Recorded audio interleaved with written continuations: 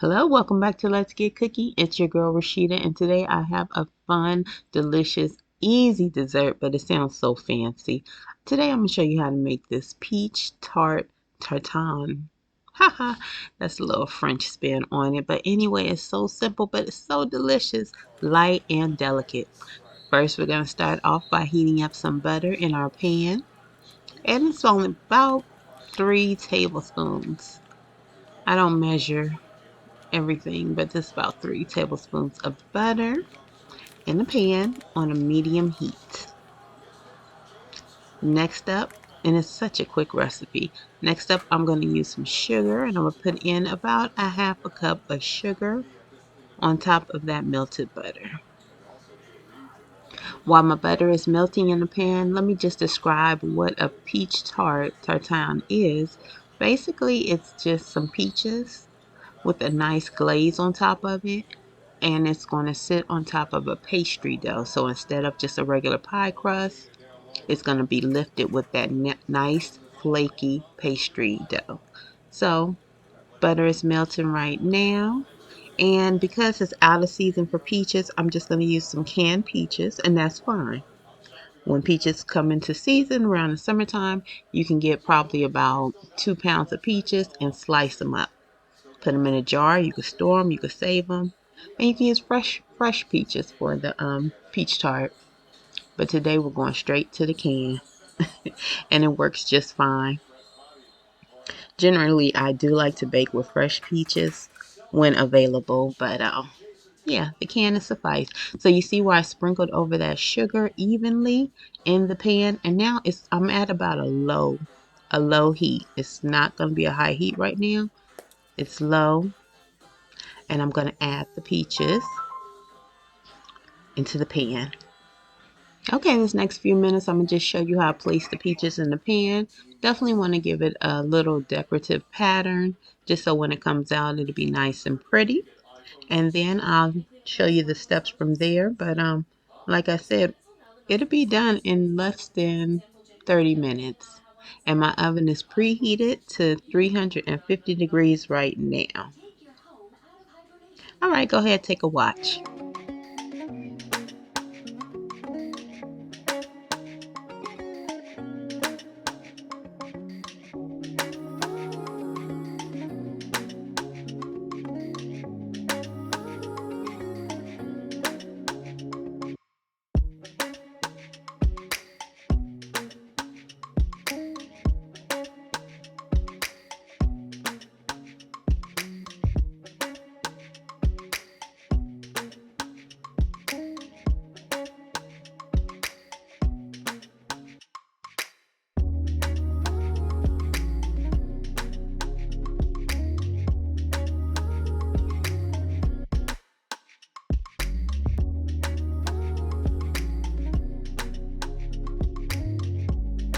Hey, look at those peaches all snuggled together, but you do want them in there pretty tight because when they bake, they'll shrink a little bit. So you can get as many peaches as you can. This is about one medium can of peaches and one regular small can. So about 1.5. Right here, I'm going to get working on the pastry dough. So pastry dough, unlike regular dough, is very flaky. So it's going to bake up in layers. Right here, I just want to put a little flour on my silicone mat before I start to roll it out a bit. And you can get the pastry dough in your frozen section of your grocery store, and it usually comes with 2 sheets, but for this recipe, you only need to use one. And this is the standard size of the sheet, so I'm gonna roll it out a little bit just to make sure that it fits over my pan. So I'm just rolling out that pastry dough. You definitely want to work with it while it's cold. One helpful hint is before you use this pastry dough, you want to remove it from the freezer, place it in the refrigerator for, I would say, at least an hour before you use it, so it's more pliable and it's softer when you roll the dough out with the rolling pin. And from here, I'm just turning up the edges just to give it a little base, a security around the edges. And that's how it looks. It's not perfect, but it'll work. Next, I'm going back to the peaches. I did leave them cooking on a medium heat for about the next 15 to 20 minutes. I just want to let them cook, let that syrup begin to develop, thicken, and darken. So I am cooking my peaches for additional 15 minutes on top of the stove before I go ahead and add the pastry dough on top. And as they cook, the butter and sugar combines nicely, becomes a nice dark syrup. And also what I did forget to mention is I did add a little bit, about a half a teaspoon of cinnamon on top of the sugar back at the beginning.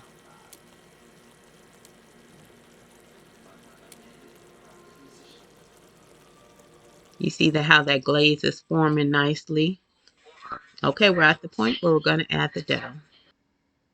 All right, last minute tidies for the edges. Make sure they're curled in just about a half an inch. And I have this on that silicone mat you see right there. So I'm just going to pick the mat up and I'm just kind of going to peel the dough. I am not a pastry chef, so I'm doing this the best way I can. I'm going to peel the dough off of my silicone mat, which these are great. If you don't have them, it's definitely worth the investment. Anytime you're making dough, making anything, they're great. They can go in the oven, withstand temperatures up to at least 400, 450 degrees. They are just definitely a great, what should I call it, addition to the kitchen, especially if you bake.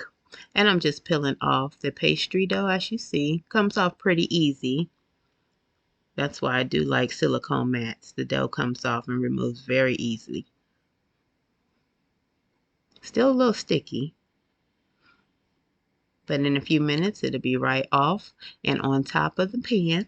And you see I just used a little skillet, medium-sized skillet for this dish. You can use a casserole dish if you like, but this works just fine.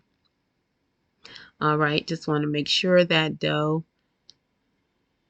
is tucked around all the corners, covering up all those peaches. And from here, it's going to rise in the oven. And let me say, I did raise the heat on the oven to 400 degrees. This will bake 25 to 30 minutes in the oven. Okay, the dough is on top, covering up those peaches, ready to go into the oven. You see it right there. I am going to put a little egg wash, and that's just to give it a nice, that little nice brown color as it bakes.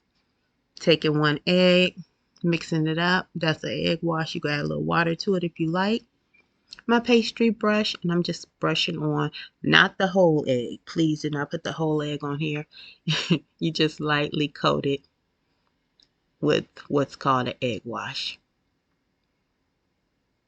And once that's done, it'll be ready to go into the oven, and it's going to bake.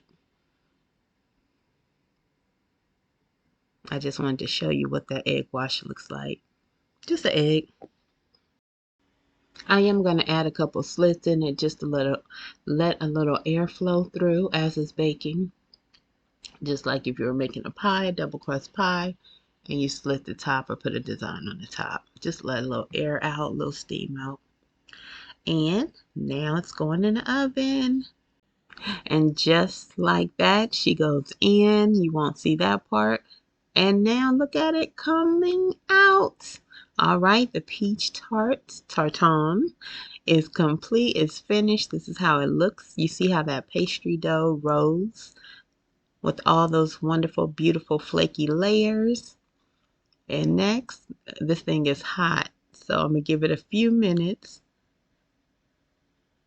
and I'm going to turn it out so that we can see what's on the other side. But that's how it looks once it has baked in the oven.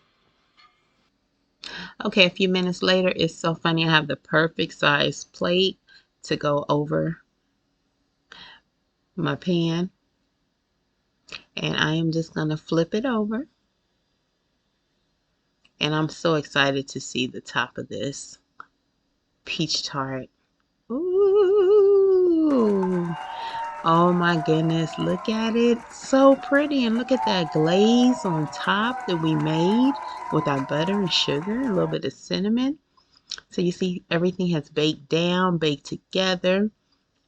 So you have these delicious peaches coated with this wonderful glaze. And it's what I like about it is very light. I make peach cobblers all the time and they are delicious, but in a different way. They have a lot more spice to them. This is very light. You're mostly going to taste the natural flavor of the peaches. It's not heavily spiced at all. So you just get the nice, wonderful glaze on top of the fresh peaches or the canned peaches. And then you get that nice, fluffy pastry dough that you bite into. So you just cut it in little slices. Enjoy it with whipped cream. I recommend vanilla ice cream, nice and warm. And look, just go from there. But this was a wonderful dish to make. My first time making it actually. And you can use different fruit. I'm sure you can use apples, apricots, you can experiment. But today we use peaches. As always, thanks for coming in the kitchen. Thanks for baking with me. Today I showed you how to make this peach tart tartan to be fancy, but it's so easy. Make sure that you make it. Take a picture, leave a comment, show me how yours turns out. All right, have a blessed day, blessed week, and I'll see you in the next video. Make sure you check out my channel for more delicious videos. Take care.